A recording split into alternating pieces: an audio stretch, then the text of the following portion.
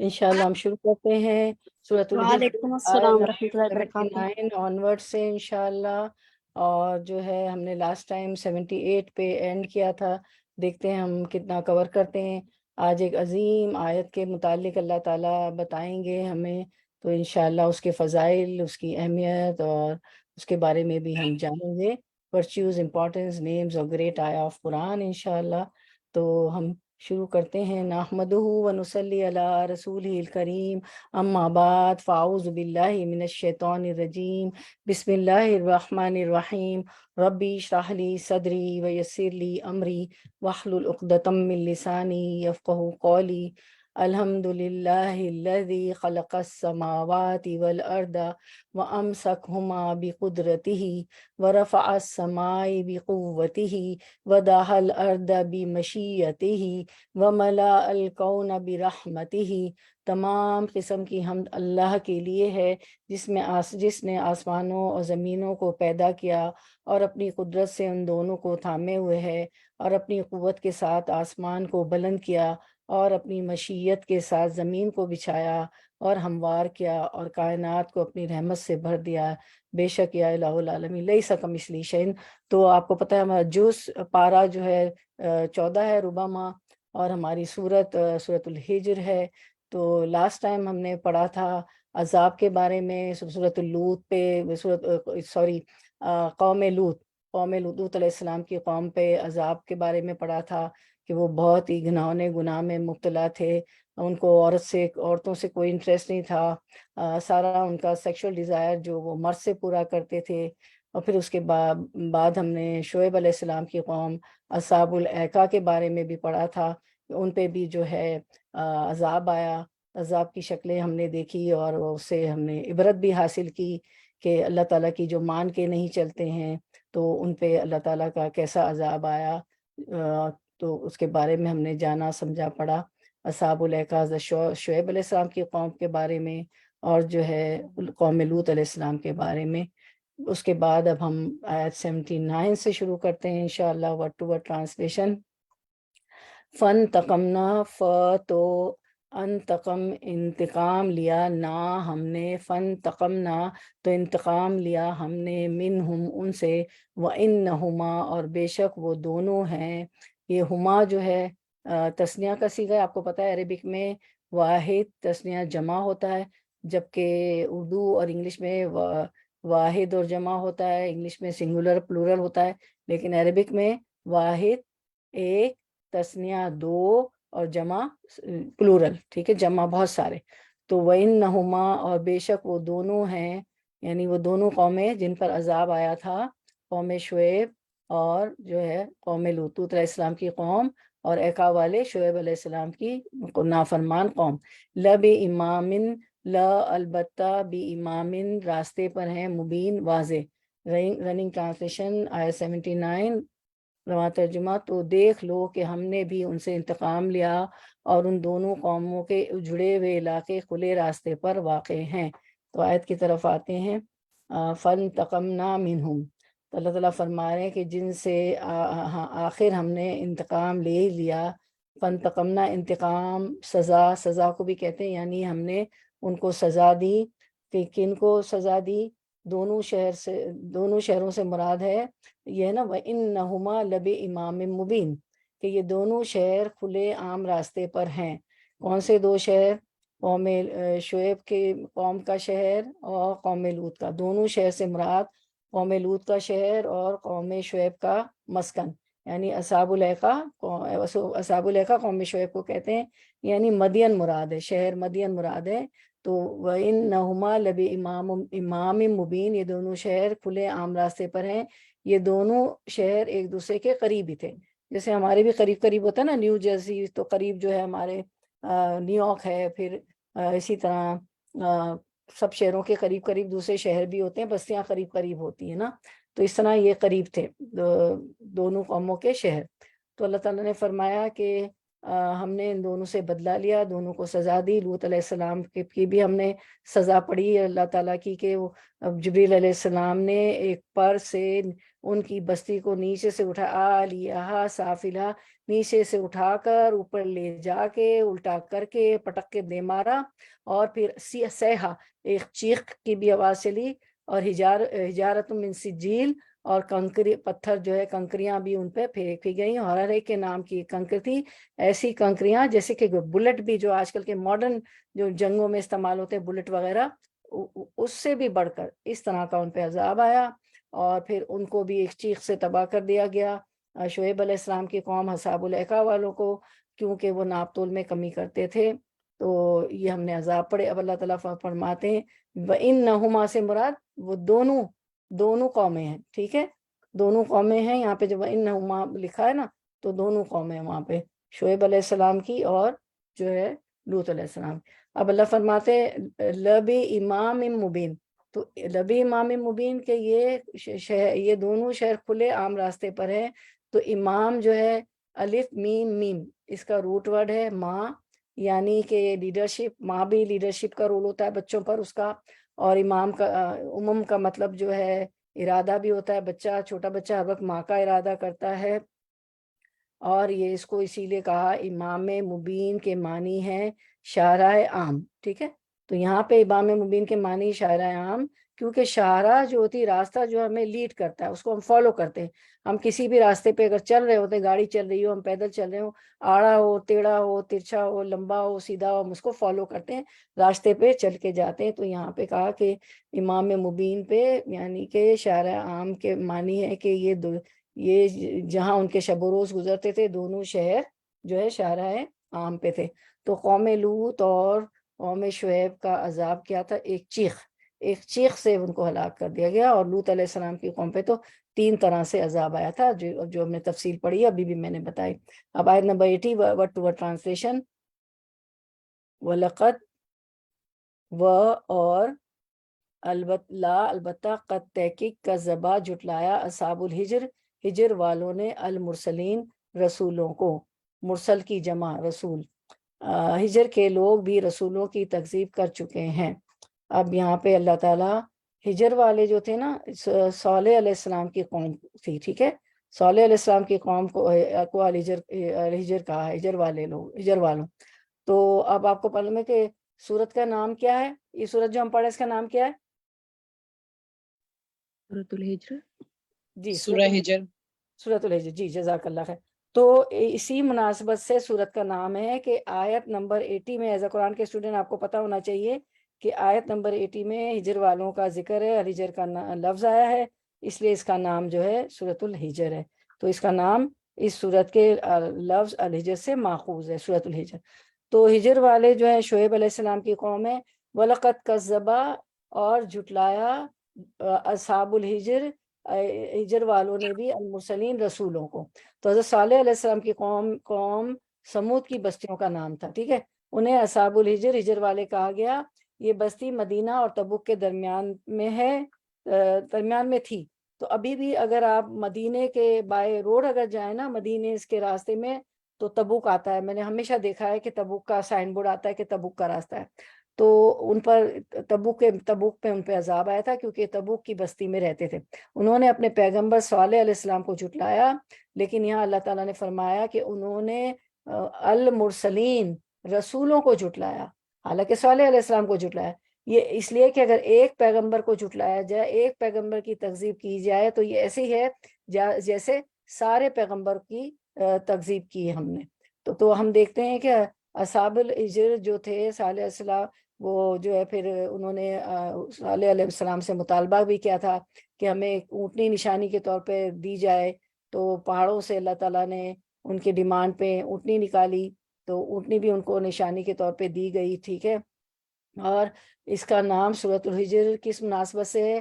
اصحاب الحجر بہت مضبوط لوگ تھے، پہاڑ تراش کر گھر بناتے تھے، لیکن ان کی قوت بھی ان کو اللہ تعالیٰ کے عذاب سے نہیں بچا سکی، بڑے بڑے محلات، بڑے بڑے پہاڑ جس کو تراش کے گھر بناتے تھے، لیکن چونکہ اللہ کے نافرمان تھے، رسولوں کی تکذیب کرتے تھے، تو جو ہے اتنی قوت، اتنے بڑے بڑے گھر، کچھ بھی ان کو نہیں بچا سکا۔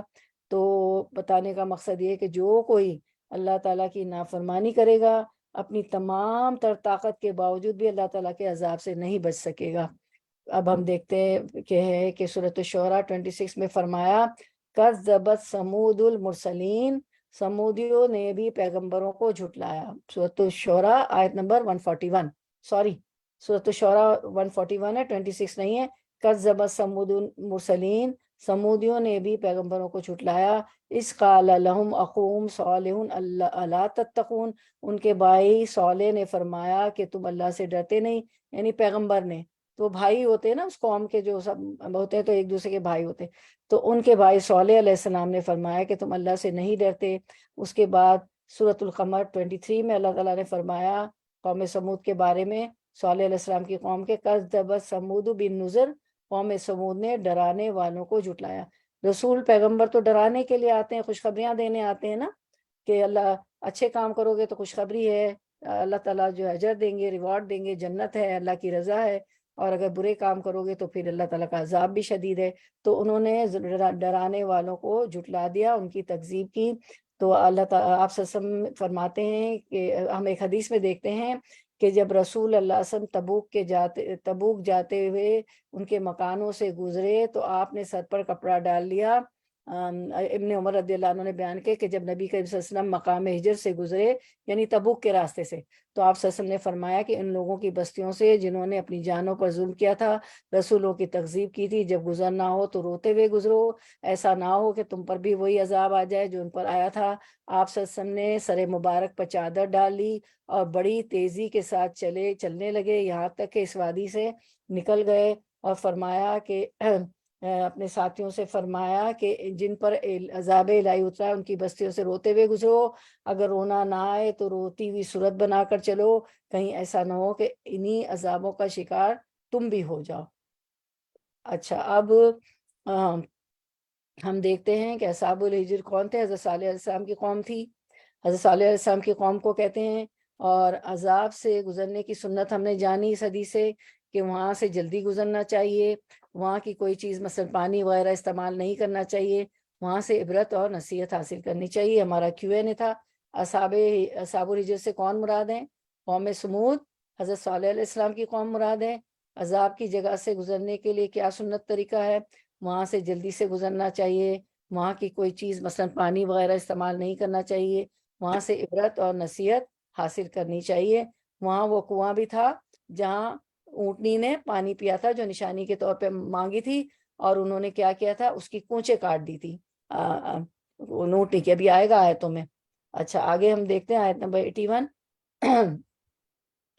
وَآتَيْنَاهُمْ اور آتینا دی ہم نے ہم انہیں، وَآتَيْنَاهُمْ اور دی ہم نے انہیں آیاتنا، آیتن کی جمع اپنی نشانیاں، فکانو تو تھے وہ، انہا ان سے، موردین اعراض کرنے والے۔ رننگ ٹرانسلیشن، رواں ترجمہ 81، ہم نے اپنی آیات ان کے پاس بھیجی، اپنی نشانیاں ان کو دکھائی، مگر وہ سب کو نظر انداز ہی کرتے گئے۔ وَآتَيْنَاهُمْ آیاتنا، اور ہم نے اپنی نشانیاں بھی عطا فرمائی۔ اور نشانی کیا تھی؟ ان نشانیوں میں، جتنی نشانیاں عطا کی ان نشانیوں میں وہ اونٹنی بھی تھی جو ان کے کہنے پر ایک چٹان سے بطور معجزہ ظاہر کی گئی۔ فکانو انہا موردین، لیکن وہ ان سے روگردانی ہی کرتے، یعنی ظالم جو ہے نشانیاں دیکھ کر بھی ایمان نہیں لائے، ان سے اعراض برتے رہے، روگردانی کرتے رہے، اور اونٹنی جو بھیجی اللہ تعالیٰ نے معجزے کے طور پر، ان کے ڈیمانڈ پہ ظالموں نے اسے قتل کر دیا، اس کو قتل کر دیا۔ پھر سورۃ الشعراء 154 میں اللہ تعالیٰ فرماتے ہیں ما انت الا بشر مثلنا فاتی بآیات ان کنت من الصادقین، تو ہم جیسا ہی انسان ہے۔ لوط، یہ ان کی قوم نے کہا، صالح علیہ السلام، قوم سمود نے صالح علیہ السلام کو، کہ تو ہم جیسا ہی انسان ہے، اگر تو سچوں سے ہے تو کوئی معجزہ لیا۔ قال هذه ناقۃ اللہ شرب ولکم شرب یوم معلوم، تو آپ نے فرمایا صالح علیہ السلام نے، یہ ہے اونٹنی پانی پینے کی ایک باری اس کی، اور ایک مقررہ دن کی باری پانی پینے کی تمہاری۔ تو ان کے کہنے پہ معجزے کے طور پہ کہ نشانی مانگی نا کہ اگر ہے اے نبی آپ سچے صالح علیہ السلام تو ہمیں کوئی معجزہ دکھائیں. تو معجزہ آ گیا, اللہ تعالیٰ نے بھیج دیا. تو انہوں نے فرمایا صالح علیہ السلام کے کہ یہ اونٹنی ہے, ایک دن وہ پانی پیے گی اور ایک دن پانی پینے کا اس کے لیے یوم معلوم ایک مقرر دن ہے. ولا تمسوها بسوء فیاخذکم عذاب ولا تمسوها بسوء فیاخذکم عذاب یوم عظیم. خبردار اسے برائی سے ہاتھ نہ لگانا ورنہ ایک بڑے بھاری دن کا عذاب تمہیں گرفت کر لے گا. اور پھر ہم دیکھتے ہیں کہ 64 ہود سورۃ الہود 64 میں وَيَا قَوْمِ هَٰذِهِ نَاقَةُ اللَّهِ لَكُمْ آيَاتًا فَذَرُوهَا تَأْكُلُ فِي أَرْضِ اللَّهِ وَلَا تَمَسُّوهَا بِسُوءٍ فَيَأْخُذَكُمْ عَذَابٌ قَرِيبٌ. اور اے میری قوم والو, اللہ کی بھیجی ہوئی اونٹنی ہے جو تمہارے لیے ایک معجزہ ہے, اب تم اسے اللہ کی زمین میں کھاتی ہوئی چھوڑ دو اور اسے کسی طرح کی ایذا نہ پہنچاؤ ورنہ فوری عذاب تمہیں پکڑ لے گا. اور انہوں نے کیا کیا, اس کی کونچیں کاٹ ڈالی. پھر اس کے بعد ہم دیکھتے ہیں حدیث آپ نے دیکھ لی تھی نا, ویا قوم, حدیث بھی ہم نے دیکھ لی تھی کہ آپ صلی اللہ علیہ وسلم نے فرمایا تھا کہ اس بستی سے جب گزرے تھے تو کہا فرمایا تھا کہ جلدی سے یہاں سے گزر جاؤ, ایسا نہ ہو کہ تم پر بھی عذاب آ جائے. آپ صلی اللہ علیہ وسلم نے اس پہ اپنے چہرے مبارک پہ چادر ڈال لی تھی. اب آیت نمبر 82 کی طرف آتے ہیں, ورڈ ٹو ورڈ ٹرانسلیشن. وَقَانُوا اور کانو تھے وہ ینحتونا وہ تراشتے من الجبالی پہاڑوں سے بیوتن گھروں کو. بیوتن کس کی جمع ہے؟ یہ تو جمع ہے نا, بیوتن تو گھروں ہیں, تو گھروں کا سنگولر کیا ہے, واحد کیا ہے؟ بیت. بیت بیت, جزاک اللہ خیر. یہ جی بیت, بیتن, یہاں بیوتن گھروں کی, بیت کی جمع آمنین امن سے رہنے والے. وہ پہاڑ تراش کر مکان بناتے تھے اور اپنی جگہ بالکل ہی بے خوف اور مطمئن تھے. آیت کی طرف آتے ہیں, وَقَانُوا يَنْحِتُونَ مِنَ الْجِبَالِ بُيُوتًا آمِنِينَ. یہ لوگ پہاڑوں کو تراش کر گھر بناتے تھے بے خوف ہو کر, یعنی بغیر کسی خوف کے پہاڑ تراش لیا کرتے تھے اور اس کے اندر پہاڑوں کو تراش کے گھر بناتے تھے. یہ ایک ان کو آرٹ, ایک فن آتا تھا اور بہت اچھے بڑے بڑے محلات گھر بناتے تھے. آپ پیچھے بھی کسی صورت میں پڑھ چکے ہیں نا کہ گرمیوں کے الگ گھر بناتے تھے, سردیوں کے الگ ان کے محل ہوتے تھے.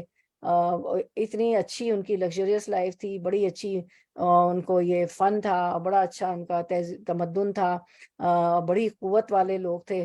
دیکھیں نا, پہاڑ کو توڑنا تو ڈائنامک سے توڑا جاتا ہے, اس زمانے میں تو ڈائنامک نہیں تھے. تو آپ سوچیں کہ کیا ان کو یہ آرٹ تھا, کیا یہ فن تھا, اور کیا طاقتور لوگ تھے کہ وہ پہاڑوں کو تراش لیتے تھے اور پھر گھر بناتے تھے. گھر بنانا تو ویسے ہی مشکل ہے, کتنے مٹیریل اس میں چاہیے ہوتے, کہاں تو پہاڑوں کو تراشنا جو کہ ڈائنامک سے توڑے جاتے ہیں, اور پھر اس میں گھر بنانا. تو کتنا بڑا ان کے یہ تمدن, کتنا اچھا تھا کلچر ان کا پہاڑ رہنے کا. اور کسی بھی شہر بستی یا قوم کی یا شہر یا ملک کی آپ کی اس کا جو ہے کس طرح آپ اس کی مالداری کو, اس کی ریچنس کو کیسے پتہ چلتا ہے؟ گھروں سے پتہ چلتا ہے نا, کہ وہ کتنے بڑے بڑے گھر ہیں اور لوگ رہتے ہیں بڑے بڑے عالیشان بنا کے گھر. پیسہ ہوتا ہے تو پتہ چل جاتا ہے کہ کتنا جو ہے دولت مند ہے آدمی. تو اتنی طاقتور یہ لوگ تھے. تو ہم دیکھتے ہیں, اب سوال ہے کہ اصحاب الحجر کے پاس کون سی نشانیاں آئی تھی, بتائیے کوئی ہے نہیں آپ کا؟ اصحاب الحجر صالح علیہ السلام کی قوم کے پاس علیہ السلام کی اونٹنی تھا. اور جی جزاک اللہ خیر, بارک اللہ فیک. اور اس سورت کا نام سورۃ الحجر کس مناسبت سے ہے؟ ہجرت بڑے بڑے پتھر رسولوں والوں کی, نے گھر بناتے تھے تراش کر. جی بالکل پہاڑ سے کہ امیر لوگوں کے سال ہے کہ جی امیر لوگ کس طرح بڑے گھر بناتے ہیں, تو جی اس لیے اس کا نام دیا گیا ہجر. بالکل جزاک اللہ خیر. اب آ گیا آپ کا آنسر Q&A کوئز کا. بالکل آپ کے جواب صحیح, بارک اللہ. اصحاب الحجر کے پاس اللہ تعالیٰ کی کون سی نشانی آئی تھی؟ حضرت صالح علیہ السلام کی اونٹنی آئی تھی, ان کے مانگنے پر خود کہ اگر تم سچے ہو, ابھی آیت پڑھی ہم نے, تو ہمیں کوئی معجزہ لاؤ. تو اونٹنی آ گئی, انہوں نے اس کی کوچے کاٹ دی. اس سورت کا نام سورۃ الحجر کس مناسبت سے؟ اصحاب الحجر بہت مضبوط لوگ تھے, پہاڑ تراش کر گھر بناتے تھے, لیکن ان کی قوت بھی ان کو اللہ تعالیٰ کے عذاب سے نہیں بچا سکی۔ بتانے کا مقصد یہ کہ جو کوئی اللہ تعالیٰ کی نافرمانی کرے گا اپنی تمام تر طاقت کے باوجود بھی اللہ تعالیٰ کے عذاب سے نہیں بچ سکے گا، کتنا دولت مند ہو، کتنا پڑھا لکھا ہو، کتنا طاقتور ہو، اپنا جتھا رکھتا ہو، 10 بیٹے ہوں، 10 بیٹیاں ہوں، کتنی بھی اولاد ہو، کتنا بڑا خاندان ہو۔ بعض لوگوں کو فخر ہوتا ہے ہمارا تو 70 کا خاندان ہے، ہمارے بھائی کے 5 بچے، ہماری بہن کے 5 بہنوں کے 5 بچے، پھر ان کی شادیاں، تو بھائی ہم تو بہت بڑا جتھا ہے۔ جیسے کہ انہوں نے کہا تھا نحن عصبہ، انہوں نے کہا تھا یوسف علیہ السلام کے بھائی نے کہ ہم تو 10 بھائیوں کی جماعت عصبہ ہے، ان کو بھی یہ تھا نا کہ ہم بھی ایک جماعت ہے۔ تو کتنی بھی کسی طرح کی بھی طاقت نفری، یعنی لوگوں کی طاقت ہو، پیسوں کی طاقت ہو، بڑے بڑے محلات ہو، گھر ہو، بزنس ہو، فرنیچر، کچھ بھی ہو، اللہ کی اگر نافرمان ہے تو اپنی طاقت کے باوجود بھی کچھ نہیں کر سکتے، اللہ کے عذاب سے کوئی نہیں بچ سکتا۔ استغفر اللہ، اللہ بچا۔ آیت نمبر 83 ورڈ ٹو ورڈ ٹرانسلیشن۔ فاخذتہم، تو اخذت پکڑ لیا، ہم انہیں، فاخذتہم تو پکڑ لیا انہیں، الصیحۃ چنگار نے، مصبحین صبح ہوتے ہوئے، صبح کے وقت۔ چلیں اب آگے آتے ہیں ہم کہ صبح کرتے تھے، وہ صبح کرتے تھے۔ آخر کار ایک زبردست دھماکے نے ان کو صبح ہوتے ہی آ لیا۔ آیت کی طرف آتے ہیں، فاخذتہم پکڑ لیا انہیں، آ لیا انہیں، الصیحۃ ایک چنگار نے، ایک چیخ نے، مصبحین صبح ہوتے ہوئے، آخر انہیں بھی صبح ہوتے تھے چنگار نے آ دبوچا۔ حضرت صالح علیہ السلام نے انہیں کہا کہ 3 دن کے بعد تم پر عذاب آ جائے گا، چنانچہ چوتھے روز ان پر یہ عذاب آ گیا۔ تو صالح علیہ السلام کی قوم پہ بھی چیخ کا عذاب آیا۔ تو اس طرح 3 قوموں پہ ہم نے پڑھا۔ لوط علیہ السلام کی قوم پہ تو 3 طرح کے عذاب تھے، اجارت میں سجیل بھی تھا، اور انہوں نے آلیہ سافلہ جبریل علیہ السلام نے نیچے سے اٹھا کر اوپر لے جا کر دے کر پٹخ دے مارا نیچے، اور پھر چیخ کا عذاب بھی تھا۔ تو چیخ کا عذاب لوط علیہ السلام کی قوم پہ بھی آیا، اور جو ہے اصحاب الایکا شعیب علیہ السلام کی قوم پہ بھی آیا، ناپ تول میں کمی کرتے تھے، اور یہ بھی نافرمان قوم تھی۔ اصحاب الحجر کس کی، صالح علیہ السلام کی قوم، ان پر بھی چیخ کا عذاب آیا۔ تو 3 قوموں پہ آپ مماثلت دیکھیں عذاب کی، الصیحۃ چیخ کا عذاب آیا۔ اور آپ کو پتہ ہے چیخ تو اتنی بری چیز ہے کہ آپ کسی بھی چیز کو روک لیں گی، ہوا آ رہی ہوگی تو کہیں بند ہو جائیں گی، گھر میں بند ہو جائیں گی، کوئی بھی اور چیز ہو، پانی کہیں سے آ رہا ہوگا تو کہیں پناہ لے لیں گی، کہیں کسی جگہ۔ لیکن چیخ سے تو انسان بچ ہی نہیں سکتا، کان بند کرو تب بھی، جو کہ بہت ہائی لیول کی، بہت ہی زوردار غضبناک چیخ ہو تو وہ تو جیسے کان کو پھاڑ دے اور کان پڑی آواز نہ سنائی دے، انسان ڈر جاتا ہے اور پلپٹیشن تیز ہو جاتی۔ تو اور یہ تو کتنا شدید عذاب تھا کہ چیخ سے، ایک چنگار سے، اور یہ جو ہے سب نیست و نابود ہو گئے۔ تو اور سورۃ الشمس میں بھی آتا ہے۔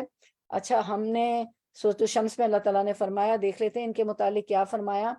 وقت خوابہ من دساہا، اور جس نے اسے خاک میں ملا دیا وہ ناکام ہوا۔ دراصل اس سے پہلے آیت تھی کہ قد افلح من زکاہا، تو جو اپنی نفس کی پاکیزگی اختیار کرتا ہے وہ کامیاب ہوتا ہے۔ وقت خوابہ من دساہا، اور جو اپنی نفس کو خاک میں ملا دیتا ہے وہ ناکام ہوتا ہے، نفس کی پیروی کرتا ہے۔ کذبت ثمود بتقواہا، قوم ثمود نے اپنی سرکشی کے باعث جھٹلا دیا صالح علیہ السلام کو۔ اذ انبعث اشقاہا، جب ان میں ایک بدبخت کھڑا ہو گیا، اور اس بدبخت نے کیا کیا، ان کے رسول کی نافرمانی کی۔ فقال لهم رسول اللہ ناقۃ اللہ وسقیاہا، انہیں اللہ کے رسول صلی اللہ علیہ وسلم نے فرما دیا تھا کہ اللہ تعالیٰ کی اونٹنی، اس کے پینے کی باری کی حفاظت کرو، ایک دن وہ پانی پیے گی، ایک دن تمہارا پانی کا یوم معلوم ہے۔ فَكَذَّبُوهُ فَعَقَرُوهَا فَدَمْدَمَ عَلَيْهِمْ رَبُّهُمْ بِذَنبِهِمْ فَسَوَّاهَا، ان لوگوں نے اپنے پیغمبر کو جھوٹا سمجھ کر اس اونٹنی کی کونچیں کاٹ دی۔ فَعَقَرُوهَا، پس ان کے رب نے ان کے گناہوں کے باعث ان پر ہلاکت ڈال دی، اور پھر ہلاکت کو عام کر دیا اور اس بستی کو برابر کر دیا۔ فَسَوَّاهَا وَلَا يَخَافُ عُقْبَاهَا، وہ نہیں ڈرتا اس کے تباہ کن انجام سے۔ اللہ تعالیٰ کی جب نافرمانی کرے گی تو اللہ کو کس کا ڈر ہے؟ انسانوں کو ڈر نہیں، تو اللہ تعالیٰ نے ان کی بستی کو ہلاکت میں ان کو ڈال دیا۔ تو سورۃ الحجر کا جو ہے نام ہجر کیوں ہے؟ کیونکہ ان ساری جو ہے باتوں میں سے صرف ہجر کی بستی کو، ان ساری بستیوں میں صرف ہجر کی بستی جو تھی، ہجر کا علاقہ جو دنیاوی ترقی اور قوت کے لحاظ سے ایک سمبل تھا، اور اہل مکہ کو ان کا نمونہ دکھا کر عبرت دلائی جا رہی ہے کہ اگر وہ بھی، تم بھی نہیں، وہاں کوئی بھی نہیں بچا، اور اگر تم بھی نہیں مانو گے رسول اللہ صلی اللہ علیہ وسلم کی بات تو تمہارے یہاں بھی کوئی نہیں بچے گا۔ جس طرح ان قوموں کو ہلاک کر دیا اللہ تعالیٰ نے، 3 قوموں کا پڑا، اصحاب الایکا، اصحاب الحجر، اور جو ہے یہ لوط علیہ السلام کی بستی کا، تو تم بھی جو ہے نہیں بچو گے۔ وہ قوت کے باوجود بھی نہیں بچ سکے تو تم بھی نہیں بچ سکو گے۔ اچھا، اور سورۃ الشمس جو ہے، آپ صلی اللہ علیہ وسلم کی کیا سنت ہے؟ کون سی نماز میں پڑھتے تھے؟ فجر، ظہر، عصر، مغرب، عشاء، کس میں؟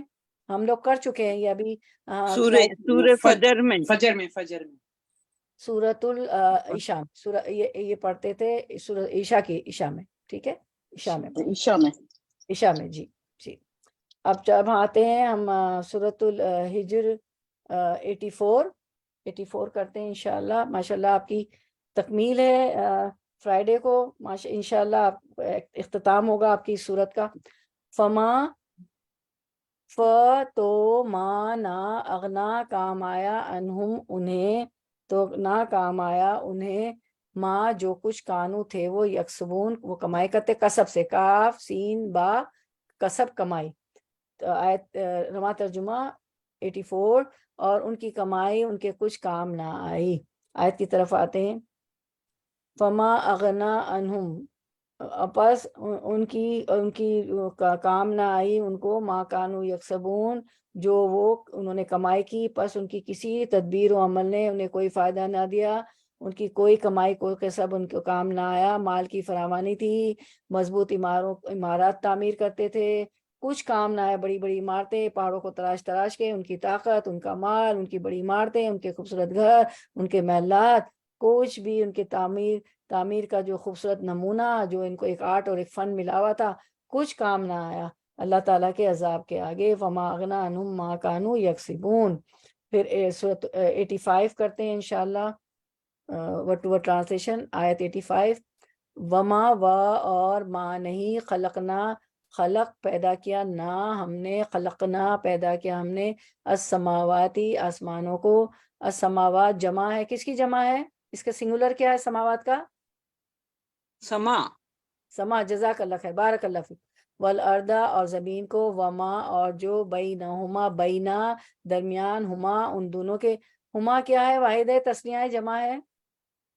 جمع ہے، تسنیہ، تثنیہ، ہاں تثنیہ اس لیے کہ دو ہے نا، درمیان ہے ان دونوں کے، یعنی زمین اور آسمان کے جو درمیان ہے ان سب کو بنانے والے اللہ تعالیٰ ہے۔ اللہ مگر، بالحق ساتھ حق کے، وَإِنَّا اور بے شک، الساعۃ قیامت، لآتیۃ ضرور، آتیۃ آنے والی ہے، وہ ضرور آنے والی، لآتیۃ ضرور آنے والی، فصفحی پس درگزر کیجیے، الصفحہ درگزر کرنا، الجمیل خوبصورتی سے۔ تو رننگ ٹرانسلیشن کی طرف آتے ہیں، ہم نے زمین اور آسمان کو اور ان کی سب موجودات کو حق کے سوا کسی اور بنیاد پر خلق نہیں کیا ہے، اور فیصلے کی گھڑی یقیناً آنے والی ہے، پس اے محمد صلی اللہ علیہ وسلم تم ان لوگوں کی بےہودگیوں پر شریفانہ درگزر سے کام لو۔ آیت کی طرف آتے ہیں، وما خلقنا السماوات والارض وما بینہما الا بالحق، ہم نے آسمانوں اور زمین کو اور ان کے درمیان کی سب چیزوں کو حق کے ساتھ پیدا فرمایا۔ تو اللہ تعالیٰ نے زمین اور آسمان اور جو کچھ زمین آسمان پیدا کیے اور ان کے درمیان جو کچھ ہے سب کو اللہ تعالیٰ نے حق کے ساتھ پیدا کیا۔ اول تو کوئی زمین و آسمان بنا نہیں سکتا سوائے اللہ تعالیٰ کے، اور جو کچھ اس کے درمیان ہے، 7 آسمان ہیں، سٹارز ہیں، پلینٹس ہیں، جوپیٹر، مارس، جو بھی ہے، سیٹرن ہے، پلوٹو ہے، سورج ہے، چاند ہے، جو کچھ ہوا ہے، بادل ہے، جو کچھ بھی کوئی اور اللہ کے سوا بنا نہیں سکتا، زمین اور آسمان ان کے درمیان ہے، اور جیسا اس کو ہونا چاہیے تھا ویسا ہی بنایا ہے، اور ہر چیز کو اللہ تعالیٰ نے ایک مقصد کے تحت پیدا کیا ہے۔ تو اللہ تعالیٰ جو ہے حق سے مراد وہ فوائد صالح جو آسمان اور زمین کی پیدائش سے مقصود ہیں، یا حق سے مراد محسن نیکوکار کو اس کی نیکی کا اور بدکار کو اس کی برائی کا بدلہ دینا ہے، ٹھیک ہے۔ تو اللہ تعالیٰ فرماتے ہیں ان آسمان و زمین کی تخلیق کے بارے میں سورۃ نجم 31 میں، وَلِلَّهِ مَا فِي السَّمَاوَاتِ وَمَا فِي الْأَرْضِ لِيَجْزِيَ الَّذِينَ أَسَاءُوا بِمَا عَمِلُوا وَيَجْزِيَ الَّذِينَ أَحْسَنُوا بِالْحُسْنَىٰ، اور اللہ ہی کا ہے جو کچھ آسمانوں میں ہے اور جو کچھ زمین میں ہے، تاکہ اللہ تعالیٰ برے عمل کرنے والوں کو ان کے اعمال کا بدلہ دے دے اور نیک کام کرنے والوں کو اچھا بدلہ عنایت فرمائے۔ یعنی ہدایت اور گمراہی اسی کے ہاتھ میں ہے، وہ جس کو چاہتا ہے ہدایت سے نوازتا ہے اور جسے چاہتا ہے گمراہی کے گڑھے میں ڈال دیتا ہے، تاکہ نیکوکار اس کی نیکیوں کا صلہ اور بدکار اس کی برائیوں کا بدلہ پائیں۔ وما خلقنا السماوات والارض وما بینہما الا بالحق، یہ بات نبی صلی اللہ علیہ وسلم کی تسکین اور تسلی کے لیے کی جا رہی ہے۔ مطلب یہ ہے کہ اس وقت بظاہر باطل کا جو غلبہ تم دیکھ رہے ہو اور حق کے راستے میں جن مشکلات اور مصائب سے تمہیں سابقہ پیش آ رہا ہے، اس سے گھبراؤ نہیں، کیونکہ بہت مشکل وقت تھا نا وہاں پہ۔ قریش مکہ جو مکہ کے جو کہ لوگ ہیں وہ بہت تنگ کرتے تھے آپ صلی اللہ علیہ وسلم کو، صحابہ کرام کو، تو آپ صلی اللہ علیہ وسلم کو تسلی دی جا رہی ہے، یہ ایک عارضی کیفیت ہے، مستقل اور دائمی حالت نہیں ہے، اس لیے کہ زمین و آسمان کا یہ پورا نظام حق پر تعمیر ہوا ہے، نہ کہ باطل پر۔ کائنات کی فطرت حق کے ساتھ مناسبت رکھتی ہے، نہ کہ باطل کے ساتھ، لہٰذا یہاں اگر قیاس و دوام ہے تو حق کے لیے ہے، نہ کہ باطل کے لیے ہے۔ تو جو ہے آپ صلی اللہ علیہ وسلم کو تسلی دی گئی۔ اور پھر سورۃ الدخان آیت 38 میں فرمایا، وما خلقنا السماوات والارض وما خلقنا السماوات والارض وما بینہما لاعبین، سورۃ الدخان 38، ہم نے زمین اور آسمان اور ان کے درمیان کی چیزوں کو کھیل کے طور پر پیدا نہیں کیا، یہ سب کھیل تماشا نہیں ہے، اللہ تعالیٰ نے با مقصد بنایا۔ پھر 39 میں فرمایا، وما خلقناہما الا بالحق ولکن اکثرہم لا یعلمون، بلکہ ہم نے انہیں درست تدبیر کے ساتھ ہی پیدا کیا ہے، لیکن ان میں سے اکثر لوگ نہیں مانتے۔ پھر آل عمران 191 میں فرمایا، کن کے لیے فرمایا، یہ جو زمین اور آسمان کی جو تخلیق ہے نا، اس میں جو اولو الالباب ہوتے ہیں، جو اہل فراست ہوتے ہیں، جو عقل والے اور علم والے ہوتے ہیں، جو اللہ کی نشانیوں میں غور و فکر کرتے ہیں، الذین یذکرون اللہ قیاما وقعودا وعلی جنوبہم ویتفکرون فی خلق السماوات والارض، جو اللہ تعالیٰ کا اہل فراست اہل علم والے جو ہوتے ہیں، اللہ تعالیٰ کا ذکر کھڑے اور بیٹھے اور اپنی کروٹوں پر لیٹے ہوئے کرتے ہیں، اور آسمانوں اور زمین کی پیدائش میں غور و فکر کرتے ہیں۔ اور پھر کیا کرتے ہیں، ساری نشانیاں دیکھ کر، آیت کونی ہے نا، یہ آیت کونی میں غور و فکر کرتے ہیں، اور پھر کہتے ہیں ربنا ما خلقت ھذا باطلا سبحانک فقنا عذاب النار، آسمان اور زمین کی پیدائش میں غور و فکر کرتے ہیں، آیت کونی میں غور و فکر کرتے ہیں، اور کہتے ہیں ہمارے پروردگار تو نے یہ بے فائدہ نہیں بنایا، تو پاک ہے، پس ہمیں آگ کے عذاب سے بچا لے۔ اور یہ سورۃ آل عمران کی آیات جو ہیں آخری 10-11 آیتیں آپ صلی اللہ علیہ وسلم تہجد کے وقت پڑھتے تھے، اور ہم نے بھی یاد کر لیے نا، سب نے ہم نے یاد کی ہے، ٹھیک ہے نا۔ اور پھر یہ ہے جو علم اہل و فراست ہوتے ہیں، جو غور و فکر کرنے والے ہوتے ہیں، اللہ کی کائنات، اللہ سے ڈرنے والے ہوتے ہیں، اللہ کا ذکر کرنے والے ہوتے ہیں، وہ ان آیات میں غور و فکر کرتے ہیں۔ اور پھر سورۃ الصاد میں فرمایا، سورۃ الصاد میں اللہ تعالیٰ فرماتے ہیں آیت نمبر 27، وما خلقنا السماء والارض وما بینہما باطلا، اور ہم نے آسمان و زمین ان کے درمیان کی چیزوں کو ناحق پیدا نہیں کیا، بلکہ ایک خاص مقصد کے ساتھ پیدا کیا ہے۔ اور کس لیے پیدا کیا ہے؟ کہ وہ میری بندگی کرے، وما خلقت الجن والانس الا لیعبدون، کہ انسان کی تخلیق بھی بے مقصد نہیں پیدا ہے، انسان کو بھی اللہ نے با مقصد پیدا کیا ہے۔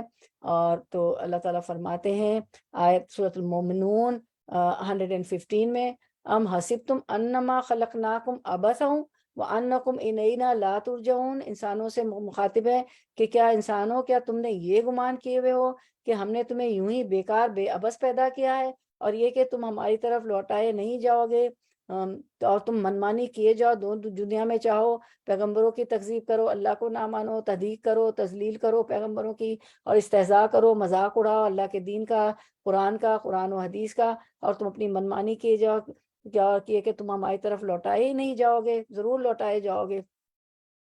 پھر اللہ تعالیٰ نے فرمایا یہ ہماری جو آیت تھی نا، آج کی ہم آیت کی طرف آتے ہیں. وما خلقنا السماوات والارض وما بینہما الا بالحق، اس کو تو ہم نے ساری آیتیں دیکھ لیں. وان الساعۃ لاتیۃ فاصفحی الصفح الجمیل. پھر اللہ تعالیٰ فرماتے ہیں آپ صلی اللہ علیہ وسلم کو تسلی دیتے ہوئے کہ قیامت ضرور آنے والی ہے، ان کی باتوں سے پریشان نہ ہو، اور بس آپ کیا کریں گے کہ آپ فصفہ الصفح الجمیل کریں، کہ بس آپ جو ہے فصفہ درگزر کریں، الصفح الجمیل ایسا درگزر کرنا جو حسن و خوبی اور اچھائی والا ہے، اور جو ہے جو خوبصورت اور جو حسن و خوبی اور اچھائی والا ہے، ایسا درگزر کرنا ہے. آپ سب سے فرمایا فصف الصفح الجمیل، کیسا صبر کرنا ہوتا ہے. آپ وہ اپنے یہ پہلے بھی آپ پڑھ چکے ہیں. فصف الصفح الجمیل، ایسا درگزر کرنا ہوتا ہے جس میں ڈانٹ اور ناراضگی نہیں ہوتی ہے. یعنی آپ سے فرمایا جا رہا ہے کہ وہ جو بھی کریں آپ کو ناراض نہیں ہونا ہے. جس طرح سے آپ کی تذلیل ہو رہی ہے، تحقیر ہو رہی ہے، آپ کا استہزاء ہو رہا ہے، تو اس پہ جو ہے ناراض نہیں ہونا ہے. اور ایسا درگزر کرنا ہے جس میں غم و شکایت نہ ہو کہ وہ ہمارے ساتھ ایسے کر رہے ہیں، دل میں خیال بھی نہ رہے کہ وہ کر رہے ہیں. اور خوبصورت درگزر کرنا ہے، کیونکہ جو ہے آپ کو معلوم ہے کہ آپ جو ہے اللہ تعالیٰ کے رسول ہیں، پیغمبر ہیں. اگر رسول جو ہے جتنے رسول وہی یہ سب باتوں کو مائنڈ کرنا شروع کر دیں، ناراض ہونا شروع کر دیں، شکوہ شکایت کرنے لگیں، دل میں خیالات آنے لگیں، تو پھر دین کا کام ہو نہیں سکتا. انسان جو ہے اسی میں مصروف ہو جائے، الجھ جائے. ہمارے لیے بھی اس میں سبق ہے. ورنہ پھر ہم جو ہے ایک اعلیٰ مقصد لے کے آئے ہیں کہ ہم دین سے جڑیں، لوگوں کو جوڑیں، اور ہم جو ہے اللہ کی رضا کا حصول ہو، جنت کا حصول ہو. تو وہ عبادت سے بھی جاتا ہے، دل ہمیشہ پریشان رہتا ہے. تو فصفہ الصفح الجمیل کرنا ہے، ایسا درگزر کرنا ہے، لوگوں کو ایسا معاف کرنا ہے جس میں ڈانٹ اور ناراضگی نہیں ہو، ایسا درگزر جس میں غم اور شکوہ شکایت نہ ہو کس کے خلاف، اور غم بھی لے کے نہیں پالنے فلاں نے میرے ساتھ یہ کیا، فلاں نے یہ کیا. تاکہ شیطان تو چاہتا ہے کہ ہمیشہ دل کہیں نہ کہیں وہ رہے کہ اس سے یہ کروں گی، اس کو یہ کہوں گی، اور وہ جو ہے عبادت نہ کرے، سجدے نہ کریں. ان کو پتا ہے، اس کو پتا ہے تو سجدے زیادہ کریں گے، اور میں تو سجدہ نہ کرنے کی وجہ سے راندہ ہوا مردود ہوں. تو وہ تو ایسے وسوسے ڈالے گا. تو اس کو پاک کرنا ہے دل کو، اور دل میں خیال بھی ایسے نہ رہے. اور خوبصورت درگزر کرنا اسی کو کہتے ہیں، اس کو کہتے ہیں. یہی آپ صلی اللہ علیہ وسلم سے فرمایا گیا. سورۃ الزخرف میں اللہ تعالیٰ نے فرمایا فَاصْفَحْ عَنْهُمْ وَقُلْ سَلَامٌ فَسَوْفَ يَعْلَمُونَ. بس آپ ان سے منہ پھیر لیں اور کہہ دیں اچھا بھائی سلام، انہیں عنقریب خود ہی معلوم ہو جائے. یعنی دین کے معاملے میں میری اور تمہاری راہ الگ الگ ہے. تم اگر باز نہیں آئے تو اپنا عمل کیے جاؤ، میں اپنا عمل کیے جاؤں گا. عنقریب معلوم ہو جائے گا سچا کون ہے اور جھوٹا کون ہے. سورۃ الفرقان 63 میں فرمایا کہ اللہ تعالیٰ کے جو بندے ہوتے ہیں عباد الرحمن وعباد الرحمن الذی یمشون علی الارض ہونا، رحمان کے سچے بندے وہ ہیں جو زمین پر مصلحت کے ساتھ چلتے ہیں، دھیمی چال چلتے ہیں. وَإِذَا خَاطَبَهُمُ الْجَاهِلُونَ قَالُوا سَلَامًا. اور جب بے علم لوگ، جاہل لوگ ان سے باتیں کرتے ہیں، بحث مباحثے کرتے ہیں، تو کہہ دیتے ہیں کہ سلام ہے.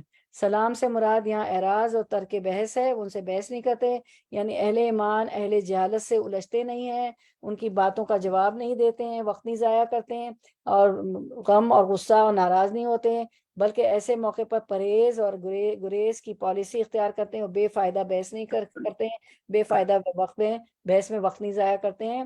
وہ دنیا میں اعلیٰ کام کرتے ہیں جس کے لیے وہ آئے ہوئے، جنت کا حصول، دین کو پھیلانا، اور دین کا علم بھی حاصل کرتے ہیں، دنیا کے بھی علوم حاصل کرتے ہیں، دنیا کو بھی فائدہ دیتے ہیں اور دین کو بھی. اور جب جاہل ان کو مخاطب ہوتے ہیں وَإِذَا خَاطَبَهُمُ الْجَاهِلُونَ قَالُوا سَلَامًا. تو یہ بھی ایک طریقہ ہے.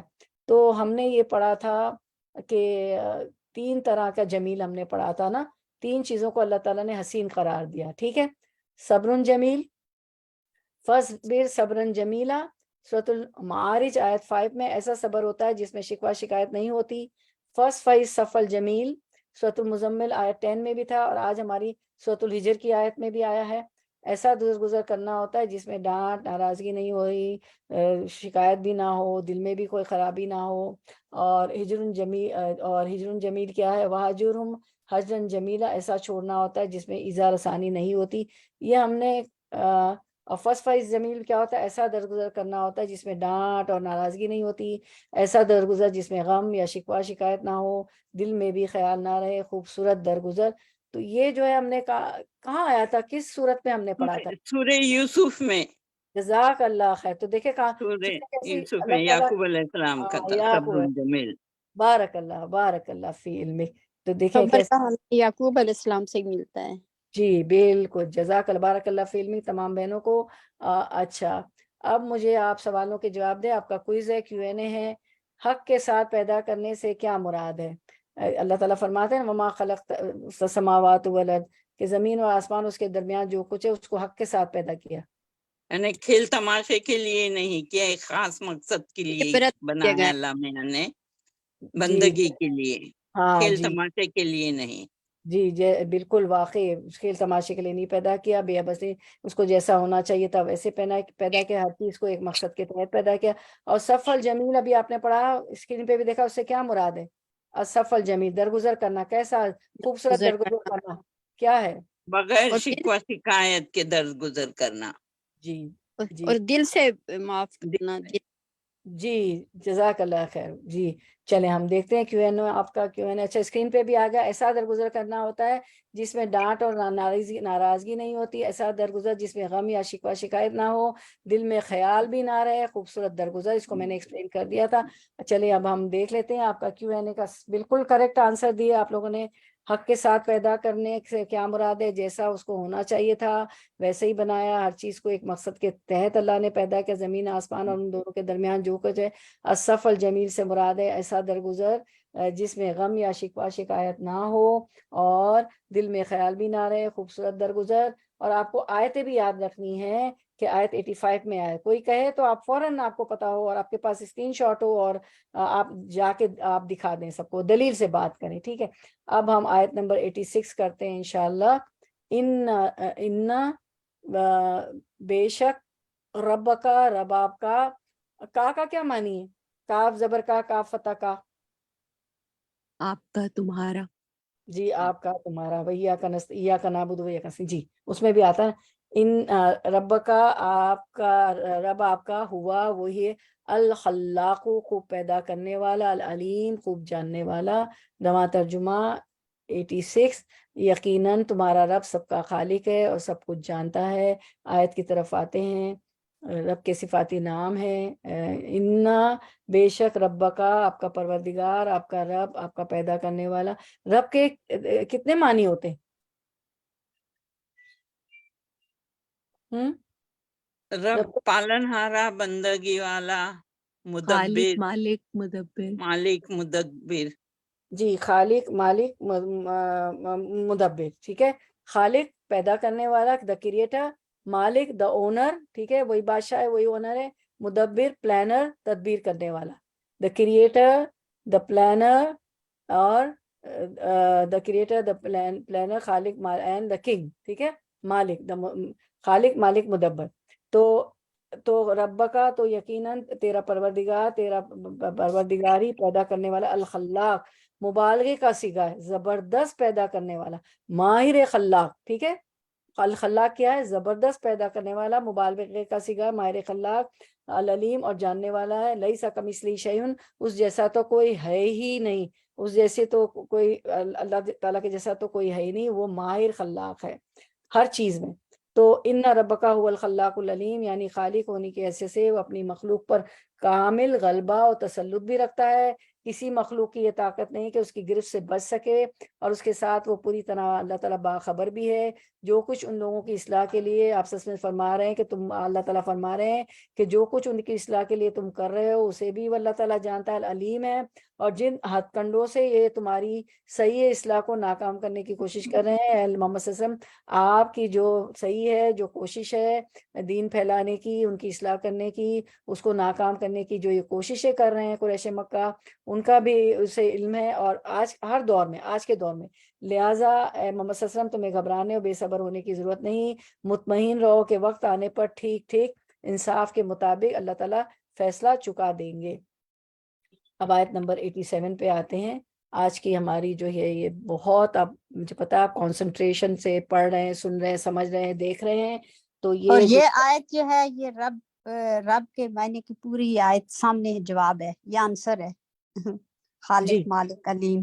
یس جی جی بالکل، جی دیکھیں بالکل آپ صحیح پہنچ گئی کہ آنسر ہے کہ وہ خلاق ہے، خوب ماہر خلاق ہے، جو ہے مبالغے کا صیغہ ہے، اور العلیم ہے، خوب جاننے والا بھی. جی بالکل، یہ اللہ کے صفاتی نام ہے.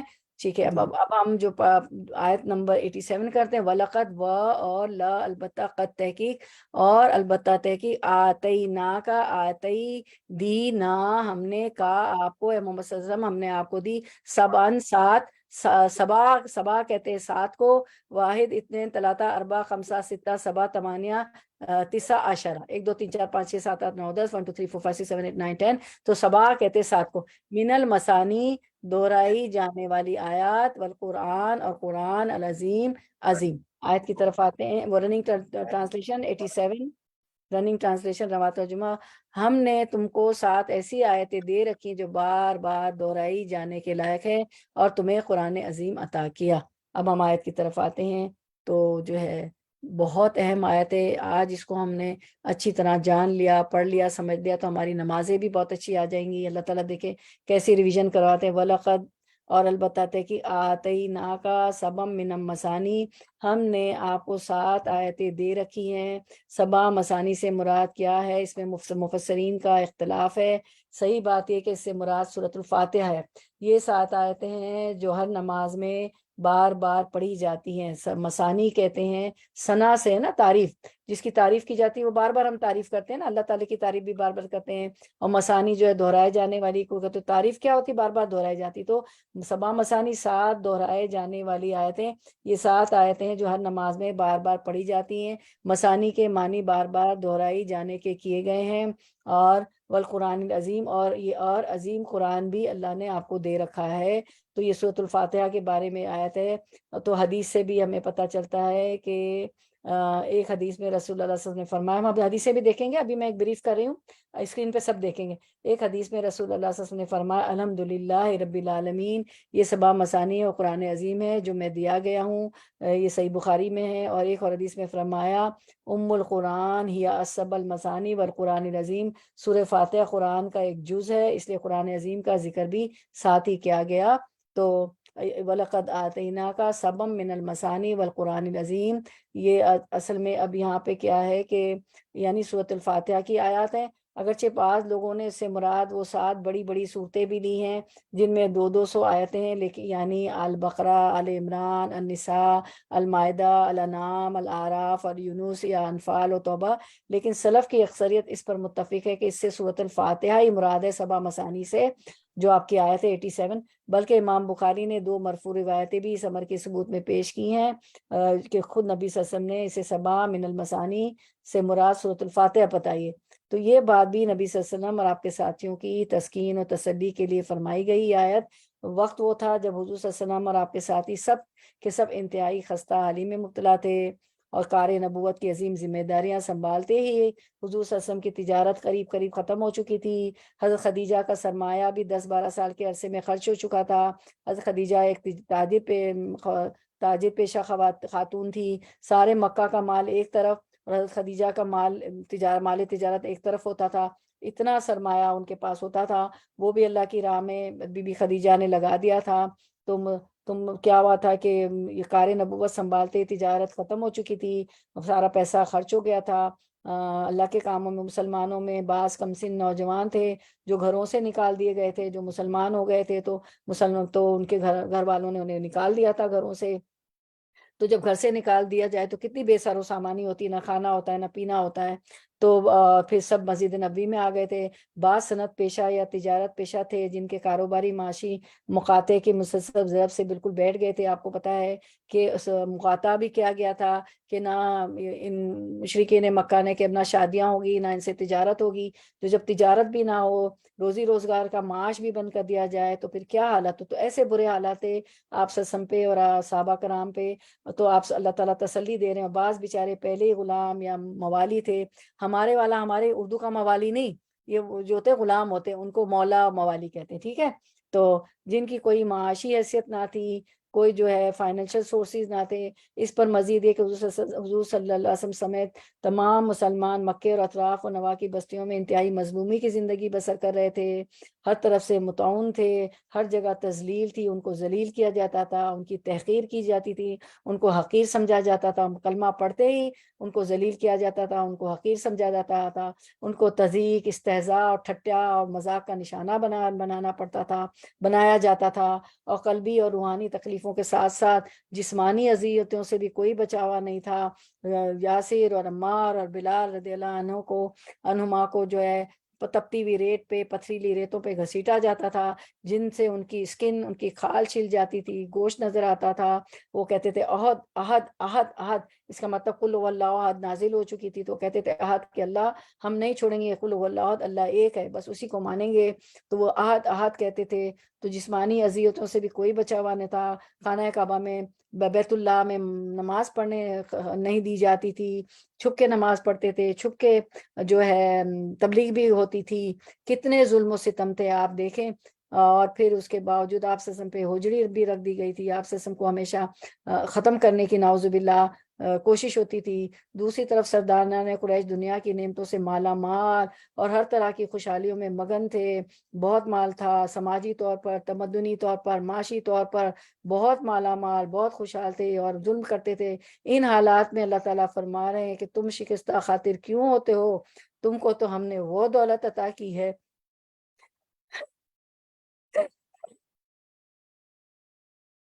جس کے مقابلے میں تم کو تو ہم نے وہ دولت عطا کی ہے جس کے مقابلے میں دنیا کی ساری نعمتیں ہیں.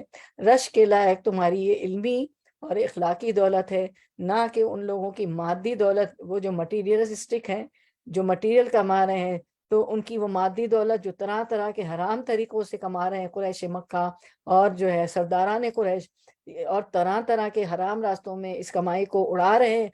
شراب، جوا، آپ کو پتہ ہے نا کہ وہاں کی سوسائٹی کا کیا عالم تھا، زنا.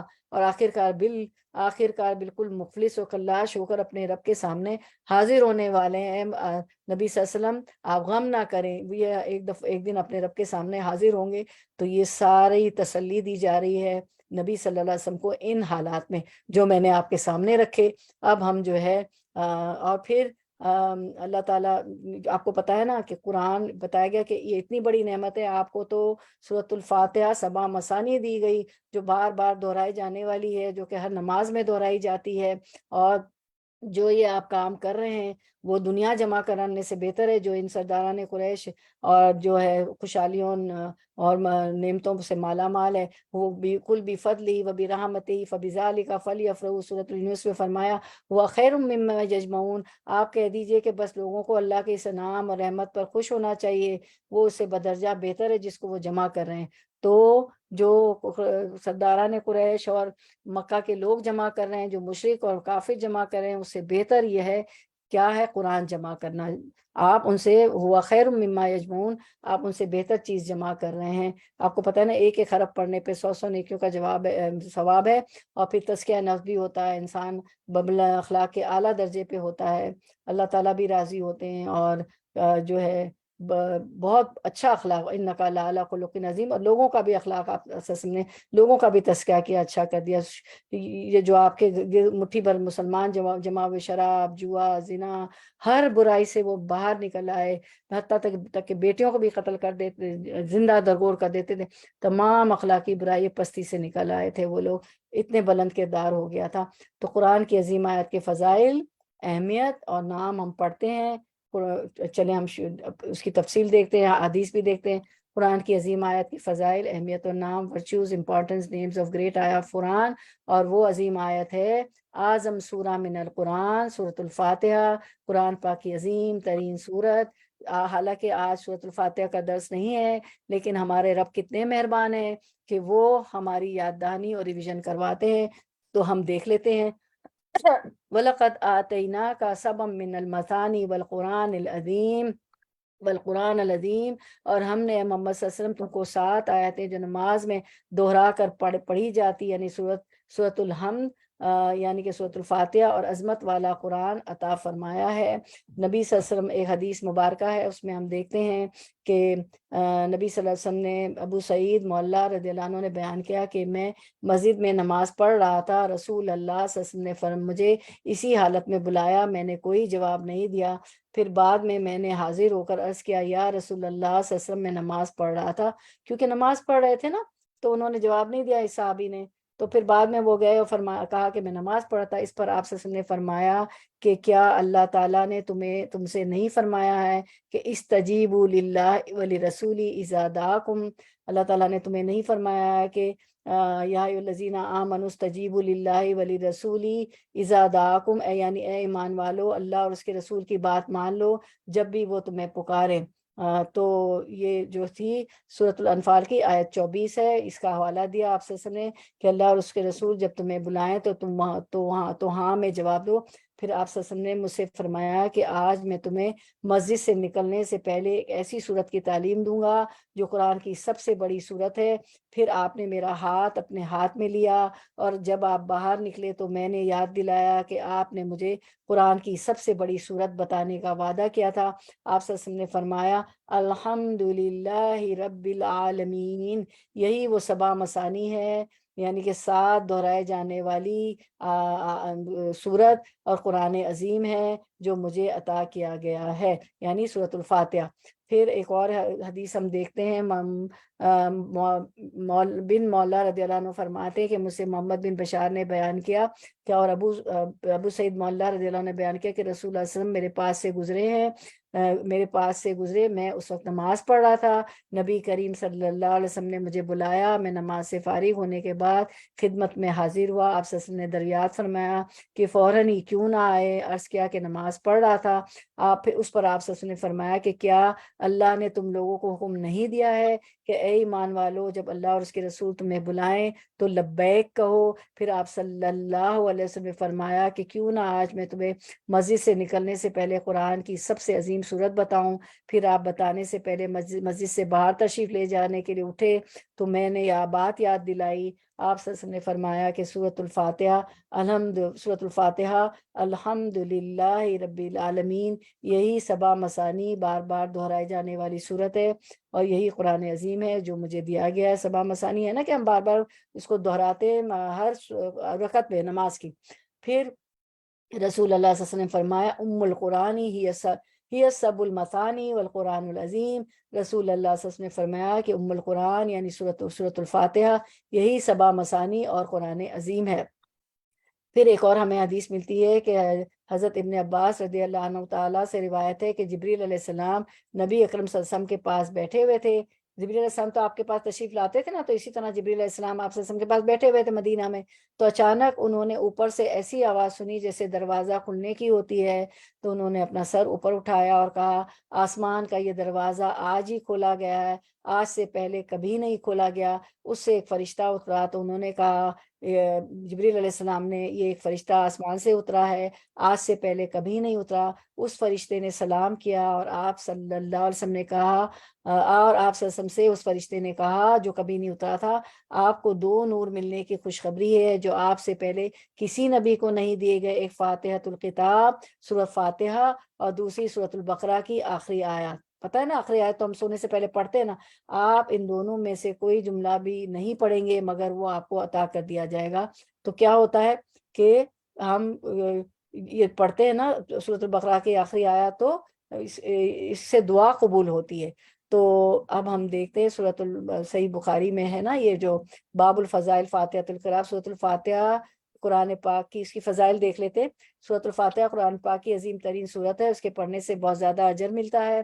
اگرچہ دوسری صورتیں اپنی مقدار کے اعتبار سے بڑی ہیں، بڑی صورتیں ہیں نا، لیکن یہ سورۃ الفاتحہ چھوٹی ہونے کے باوجود بھی زیادہ معنی اور بے انتہا اجر اور فائدے اپنے اندر سموئے ہوئے ہیں۔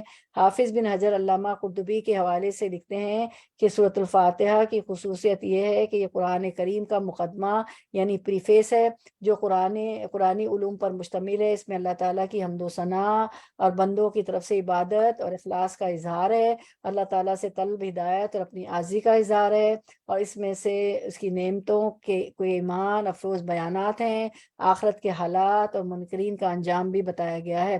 اس میں سب سمویا ہوا ہے۔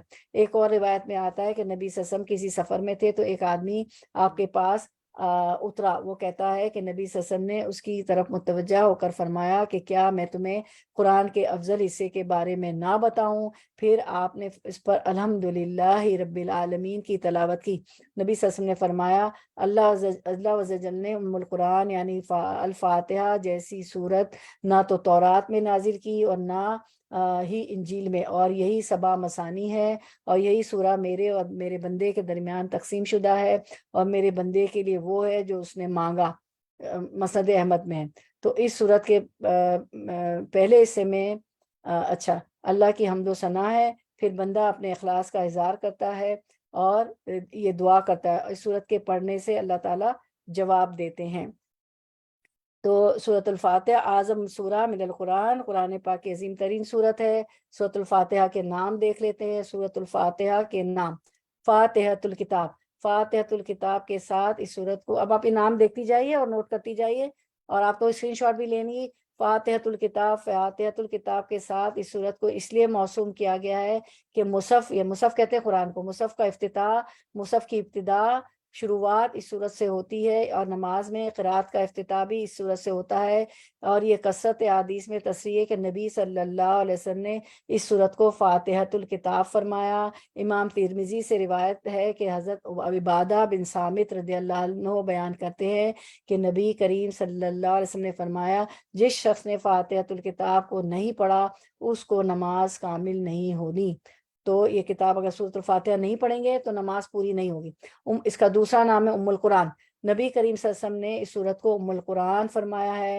امام داری روایت کرتے ہیں، حضرت ابو ہریرہ رضی اللہ عنہ بیان کرتے ہیں کہ رسول اکرم صلی اللہ علیہ وسلم نے فرمایا، الحمدللہ ام القرآن ہے اور ام الکتاب ہے اور 7 مثانی ہے۔ پھر نمبر 3 سورۃ الصلاۃ، اس سورت کا نام صلاۃ بھی ہے اس لیے کہ اس سورت کا نماز میں پڑھنا شرط ہے، نماز کو صلاۃ کہتے ہیں نا۔ پھر 4 ام الکتاب، سنن دارمی کی مذکور صدر حدیث میں اس صورت کو نبی کریم صلی اللہ علیہ وسلم نے ام الکتاب فرمایا ہے، اور صحیح بخاری میں ہے، حضرت ابو سعید خدری رضی اللہ عنہ نے ایک شخص پر سورۃ الفاتحہ پڑھ کر دم کیا جس کو بچھو نے کاٹا ہوا تھا، اور کہا میں نے صرف ام الکتاب پڑھ کر دم کیا ہے۔ 5 قرآن عظیم، امام بخاری رحمۃ اللہ عنہ نے روایت کیا کہ رسول اللہ صلی اللہ علیہ وسلم نے فرمایا، آیت الحمدللہ رب العالمین ال7 المثانی ہے، اور وہ قرآن عظیم ہے جو مجھے عطا کیا گیا ہے۔ اس کے بعد ہے 6 ال7 المثانی، سورۃ الفاتحہ کے نام قرآن مجید میں ہے، وَلَقَدْ آتَيْنَاكَ سَبْعًا مِنَ الْمَثَانِي، سورۃ الحجر 78 جو آج کی آیت ہے، ہم نے آپ کو 7 آیتیں دی ہیں جو دہرائی جاتی ہیں۔ حضرت ابو ہریرہ رضی اللہ عنہ بیان کرتے ہیں کہ رسول اکرم صلی اللہ علیہ وسلم نے فرمایا، الحمدللہ ام القرآن ہے اور ام الکتاب ہے اور 7 مثانی ہے۔ 7واں الشفا، امام دارمی روایت کرتے ہیں کہ حضرت عبد الملک بن عمیر رضی اللہ عنہ بیان کرتے ہیں کہ رسول اکرم صلی اللہ علیہ وسلم نے فرمایا، فاتحۃ الکتاب ہر بیماری کی شفا ہے۔ 8 سورۃ الرقیہ، ابو سعید رضی اللہ عنہ خدری رضی اللہ عنہ سے روایت ہے کہ سورۃ الفاتحہ ہر زہر کی شفا ہے، اور اس کا نام سورۃ الرقیہ بھی ہے۔ اساس القرآن، ابن عباس رضی اللہ عنہ اسے اساس القرآن کہتے ہیں، یعنی قرآن کی جڑ یا بنیاد۔ 10 واقعہ، سفیہ بن اوینہ کہتے ہیں کہ اس کا نام واقعہ ہے۔ 11 کافیہ، یحییٰ بن کثیر کہتے ہیں اس کا نام کافیہ بھی ہے، اس لیے کہ یہ اپنے علاوہ سب کی کفایت کرتی ہے، اور دوسری صورت اس صورت کی کفایت نہیں کرتی۔ سورۃ الکنز، اسے سورۃ الکنز بھی کہا گیا ہے، کنز کی حیثیت سے یہ ہر چیز کا خزانہ ہے۔ ام القرآن، 7 مثانی، قرآن عظیم، اور آپ نے اور بہت سارے نام پڑھے، تو ام القرآن، 7 مثانی، قرآن عظیم، آپ نے اسکرین پہ بھی دیکھا اس کو۔ پھر جی ام القرآن، 7 مثانی، قرآن عظیم۔ اب سورۃ الفاتحہ میں اللہ تعالیٰ کے اسماء الحسنیٰ ہے، اس لیے جو ہے اس سے دعائیں بھی، اس کو پڑھ کے دعا بھی قبول ہوتی ہے۔ پہلے ہم سورۃ الفاتحہ پڑھتے ہیں، پھر درود شریف پڑھتے ہیں تو دعا قبول ہوتی ہے۔ اللہ کی تعریف اس میں سورۃ الفاتحہ میں اللہ تعالیٰ کے اسماء الحسنیٰ ہے، اللہ، رب، الرحمن، الرحیم، مالک، ہے نا، رب العالمین، الرحمن الرحیم، مالک یوم الدین، ٹھیک ہے نا۔ یہ صورت اللہ اور بندے کے درمیان تقسیم شدہ ہے۔ جب آپ قرآن میں صورت پڑھتے ہیں تو یہ ڈیوائیڈ ہو جاتی، تقسیم ہوتی اللہ کے بندے اور اللہ کے، ہمارے اور اللہ کے درمیان۔ تو ہم دیکھتے ہیں صحیح مسلم سے کی روایت ہے کہ رسول اللہ صلی اللہ علیہ وسلم نے فرمایا کہ اللہ تعالیٰ نے فرمایا نماز یعنی سورۃ الفاتحہ میرے اور بندے کے درمیان 2 حصوں میں تقسیم کی گئی ہے، نصف میرے لیے ہے اور نصف میرے بندے کے لیے، آدھی اللہ کے لیے، آدھی ہمارے لیے، اور جو کچھ میرا بندہ مانگتا ہے وہ اس کو دیا جائے گا۔ پھر رسول اللہ صلی اللہ علیہ وسلم نے فرمایا بندہ جب کہتا ہے الحمدللہ رب العالمین تو اللہ تعالیٰ فرماتے ہیں حمدنی عبدی، میرے بندے نے میری تعریف کی، سبحان اللہ۔ جب ہم الحمدللہ رب العالمین کہتے ہیں تو اللہ تعالیٰ کیا فرماتے ہیں؟ حمدنی عبدی، میرے بندے نے میری تعریف کی۔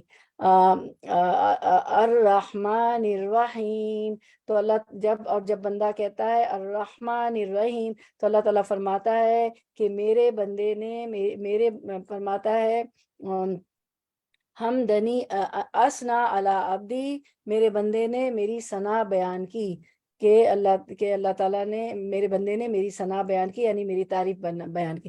اور جب بندہ کہتا ہے مالک یوم الدین تو اللہ تعالیٰ فرماتا ہے مجدنی عبدی، میرے بندے نے میری بزرگی بیان کی، میرے بندے نے میری بزرگی بیان کی۔ اور جب بندہ کہتا ہے ایاک نعبد و ایاک نستعین تو اللہ تعالیٰ فرماتا ہے یہ ہے میرے اور میرے بندے کے درمیان، اور میرا بندہ مجھ سے جو مانگے گا میں دوں گا۔ تو اللہ تعالیٰ فرماتا ہے یہ آیت میرے اور میرے بندے کے درمیان مشترک ہے، کیونکہ اس میں ایک پہلو اللہ کی حمد و ثنا کا ہے اور دوسرا پہلو بندے کی دعا اور درخواست کا۔ اس کے ساتھ یہ بھی ارشاد ہوا کہ میرے بندے کو وہ چیز ملے گی جو اس نے مانگی۔ پھر جب بندہ کہتا ہے اہدنا الصراط المستقیم تو کہاں تک کہتا ہے وہ؟ ولداللین،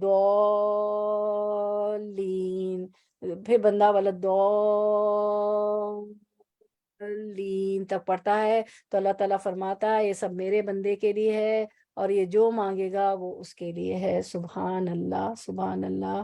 تو پھر جب بندہ کہتا ہے اہدنا الصراط المستقیم آخر تک تو اللہ تعالیٰ فرماتا ہے کہ یہ سب میرے بندے کے لیے ہے اور اس کو وہ چیز ملے گی جو اس نے مانگی ہے۔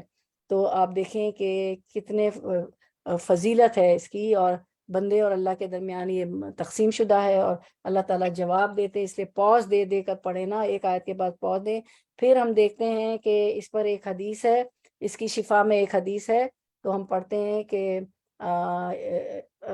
حضرت ابو سعید خدری رضی اللہ عنہ بیان کیا کہ ہم ایک فوجی سفر میں تھے، رات ہم نے ایک قبیلے کے نزدیک پڑاؤ کیا، پھر ایک لونڈی آئی اور کہا کہ قبیلے کے سردار کو بچھو نے کاٹ لیا ہے اور ہمارے قبیلے کے مرد موجود نہیں ہیں، کیا تم میں کوئی بچھو کا جھاڑ پھونک کرنے والا ہے؟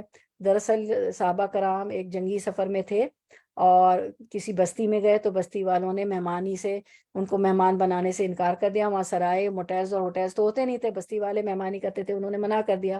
تو اسی اسرا میں ایک لڑکی جو ہے لونڈی، ایک خادمہ تھی، وہ دوڑتی بھی آئی قبیلے کے سردار کہنے آئی کہ قبیلے کے سردار کو بچھو نے کاٹ لیا ہے اور ہمارے قبیلے کے مرد موجود نہیں ہے، کیا تم میں کوئی بچھو کا جھاڑ پھونک کرنے والا ہے؟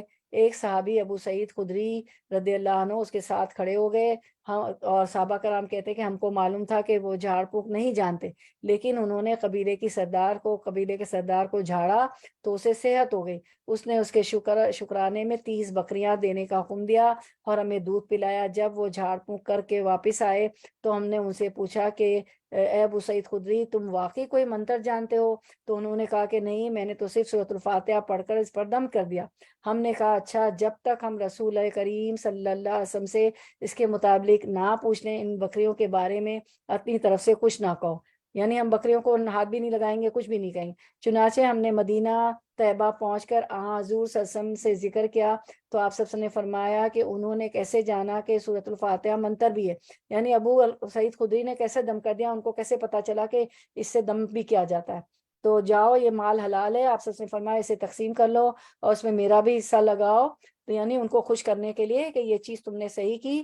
تو یہ ہے کہ کبھی بھی قرآن سے کوئی بھی کام کرے، دم جھاڑیں، دم کرے، تو ہمیں اس پہ اجرت نہیں مانگنی چاہیے. لیکن اگر کوئی دے دے تو پھر تو لے لینا چاہیے، تو منع نہیں کرنا چاہیے. تو اب یہ ہے کہ اس کا خلاصہ یہ ہے کہ آج کی جو ہماری یہ سبا مسانی ہے قرآن کی عظیم آیت سورۃ الفاتحہ، اعظم سورہ من القرآن، کہ آپ صلی اللہ علیہ وسلم کو تسلی دینے کے لیے یہ بات کی گئی. ساری میں نے آپ کو بھی پتہ ہے جو ظلم ہو رہے تھے صحابہ کرام پہ، اور سب میں نے آپ کو بتایا تفصیل سے.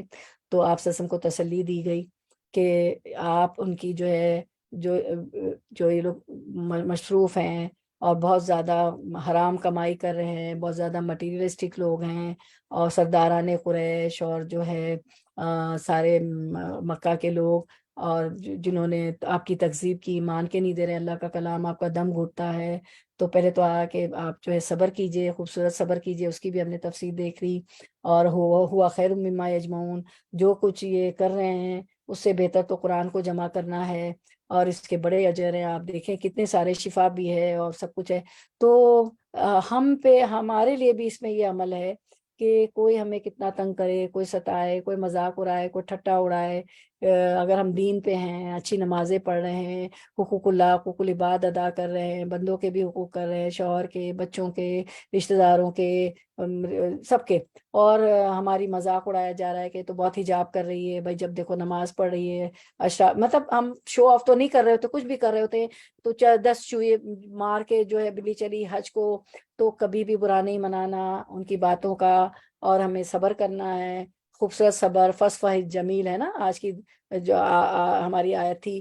اور جو ہے بالکل برا نہیں ماننا ہے، اور غم نہیں کرنا ہے، دکھ نہیں لگانا ہے، اور نمازیں اچھی پڑھنی ہے. کیونکہ یہ سب کرنے ہم بیٹھ جائیں گے تو جو اعلیٰ کام ہے ہمارا کہ ہم اللہ کے کلام کو پڑھے سمجھے، اس میں عمل کریں، اللہ کی رضا، جنت کا حصول، اور اس کو دین کو پھیلائے بھی، اس حلقے کی طرف لائیں، جو ہمیں علم ہے وہ بھی دیں، تو اس سے ہم رک جائیں. کیونکہ ہمارا دل تو پھر انہی باتوں میں مصروف ہو جائے گا نا، لوگوں کی باتیں بنانا، برا لگانا، دل ہمیشہ گھٹن میں رہنا، پریشان رہنا، رنجیدہ رہنا، اس نے یہ کہا، اس نے وہ کہا، اور یہ تو پھر شیطان کے ہتھ کنڈے، اور ہمارا نفس بھی ایسا ہی ہے. تو ان سب چیزوں سے بچنا ہے. تو جو کام آپ کر رہی ہیں، اور کیا ہوتا ہے کہ جب ہم یہ کام کر رہے ہوتے ہیں نا، اور حلقوں میں بھی آپ ماشاءاللہ 3 دن آتی ہیں، کچھ بہنیں ہماری 4 دن آتی ہیں، تو کیا ہوتا ہے کہ اس وقت تو شام کا وقت ہوتا ہے، چائے کا وقت ہوتا ہے، کہیں جانے آنے کا وقت ہوتا ہے، بعض دفعہ دعوتیں بھی آتی تو ہم کہتے نہیں، میری وہ ہے، گاڑی ڈرائیو کرتے ہوئے بھی کر رہے ہوتے ہیں، تو باتیں بنتی کہ تو کلاس ہی نہیں چھوڑتی ہے. تو ہلکے میں کوئی بھی دین کا کام ہو، پڑھا رہے ہوں، پڑھ رہے ہوں، اور پڑھانے والوں کو تو بالکل کام نہیں ہوتا، ٹائم ہی نہیں ہوتا. جو 4-10 کر رہے ہوتے ہیں، نہ فون کا ٹائم ہوتا ہے، نہ لغو بات کا ہوتا ہے، پڑھنے پڑھانے والے دونوں کو بالکل ٹائم نہیں ہوتا. تو کبھی بھی برا نہیں منائے لوگوں کی باتوں کا. آپ نے بڑی تفصیل پڑھی کہ آپ سسم سے کیا کہا کہ اتنے دکھ ہیں، غم میں آپ غم نہ کریں، یہ دنیا تو عارضی ہیں، اور اگر دنیا تھوڑی چھوٹ بھی رہی ہے، پارٹیز چھوٹ رہی ہیں، شاپنگ چھوٹ رہی ہے، شام کی محفلیں چھوٹ رہی ہیں، تو کچھ نہیں ہوا خیر مما یجمعون، کہ دنیا جمع کرنے سے بہتر تو یہ قرآن جمع کرنا ہے. تو اپنے دل کو بڑا کر لیں کہ یہ تو میں بہت اہم کام کر رہی ہوں، اور یہ ایک ایک حرف پہ کتنی کتنی 10 نیکیاں ہیں. اور یہ وہاں جب حشر کے روز اللہ کے سائے کے سوا کوئی سایہ نہ ہوگا، تو قرآن میری حق میں گواہ بنے گا، میری حجت تمام ہو جائے گی، میرے خلاف گواہ نہیں بنے گا. کسی کی باتوں سے پریشان نہیں ہونا، ہنسنا ہے، مسکرانا ہے. تو آپ کے اچھے اخلاق سے معاف کرنا ہے کہ یہ تو میں کچھ بھی کروں معاف کر دیتی، کبھی مجھے طنز بھی نہیں کرتی. وہ خود جو ہے ان کا اخلاق بھی اچھا ہو جائے گا، کیونکہ آپ سکھا رہے ہیں نا اپنے ایکشن سے، خاموش رہ کے جواب نہ دے کر. تو کبھی بھی آپ اگر تہجد پڑھ رہی ہیں، نمازیں پڑھ رہی ہیں، قرآن بہت پڑھ رہی ہیں، عمل بہت اچھا ہے، تو پریشان نہ. اور دنیا چھوٹ بھی رہی ہے تو کوئی بات نہیں. یہی چیز آپ سب کو سمجھائی گئی کہ جتنے عیش کر لیں حرام طریقے سے، جو بھی یہ کر رہے ہیں سرداران قریش اور قریش مکہ، تو یہ سب عارضی ہے، یہ دنیا تو فانی ہے. اور جب وہاں اٹھیں گے تو کوئی کہیں گے کہ کتنا رہے، یوم بعض یوم، کہ میں دن رہی یا دن کا ایک حصہ رہی، یا میں بہت تھوڑی دور رہی یا ایک دن رہی. یہ دنیا تو فانی ہے. اور اس میں آپ نے تمام تفصیل پڑھی کہ شفا بھی ہے، اور یہ خزانہ بھی ہے، کنز بھی ہے، اور یہ دلوں کو بھی کھولتی ہے، فاتحۃ الکتاب، ساری تفصیل آپ نے پڑھی. تو اس کے فائدے ہی فائدے. ٹھیک ہے، تو چلے ہم یہ ساری تفصیل آپ نے دیکھ لی. تو اس پہ ہم اینڈ کرتے ہیں، پھر سے وہ ہمارا ٹاپک کا دیکھ لیتے ہیں۔ اچھا، اب یہ سبا مسانی سے کی مراد ہے کیا ہے کہ زیادہ تر مفسرین کے نزدیک کیا ہے، سورۃ الفاتحہ ہے، اور آپ سب نے خود فرمایا کہ سبا مسانی سورۃ الفاتحہ ہے، فاتحۃ الکتاب ہے، بار بار دہرائے جانے والی سورت ہے، ٹھیک ہے۔ چلے ہم ہمارا ٹائٹل دیکھ لیتے ہیں جو ہمارا تھا آج کا، کیا تھا کہ اعظم القرآن ہے ٹائٹل، سورہ قرآن کی عظیم آیت کے فضائل، اہمیت و نام، virtues, importance, names of the great آیت آف قرآن پڑھی، وہ سورۃ الفاتحہ ہے، اعظم سورہ من القرآن، قرآن کی پاکی عظیم ترین صورت ہے۔ اس کا اللہ تعالیٰ جواب دیتے ہیں، آدھی آدھی تقسیم ہے بندے اور اللہ کے درمیان، تو اس کو بہت دل سے نماز میں پڑھے، اگر نماز اچھی ہو گئی تو سب اچھا ہو جائے گا، ساری چیزیں اچھی ہو جاتی ہیں، نماز اچھی نہیں ہوئی تو پھر تو کچھ بھی اچھا نہیں۔ تو پانچوں نماز کو بہت خشوع اور خضوع سے پڑھیں گے، کیونکہ اب آج تو آپ کو سورۃ الفاتحہ کی امپورٹنس، فضیلت پتہ چل گئی کہ کیا ہے۔ چلے اسی پہ ہم کنکلوڈ کرتے ہیں انشاءاللہ، جمعے کو انشاءاللہ ہماری تکمیل ہے، زیادہ سے زیادہ لوگوں کو کہیے گا، ہماری اینڈ پہ پہنچ جائے گی سورۃ الحجر، اور سورۃ النحل شروع کریں گے۔ سبحان رب انشاءاللہ وما توفیق الا باللہ، سبحان ربک رب العزت عما یصفون وسلام علی المرسلین والحمد للہ رب العالمین۔ ربنا تقبل منا انک انت السمیع العلیم وتب علینا انک انت التواب الرحیم، وآخر دعوانا ان الحمد للہ رب العالمین۔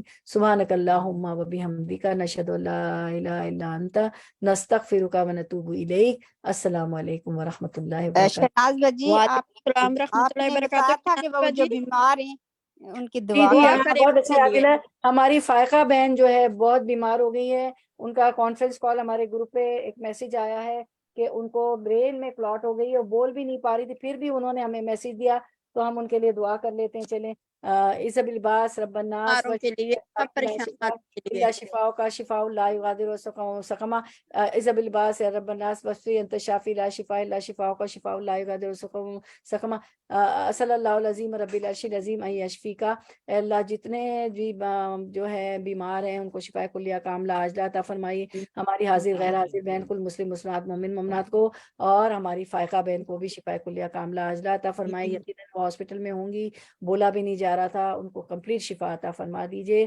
آمین یا رب العالمین۔ اللہم صلی علی محمد وعلی آل محمد کما صلی ابراہیم وعلی آل ابراہیم انک حمید مجید، اللہم بارک علی محمد وعلی آل محمد کما بارکت علی ابراہیم وعلی آل ابراہیم انک حمید مجید، آمین یا رب العالمین۔ چلے انشاءاللہ ہماری تکمیل ہے، اور سب زیادہ سے زیادہ لوگوں کو کہیے گا، پھر سورۃ النحل شروع کریں گے انشاءاللہ فرائیڈے کو۔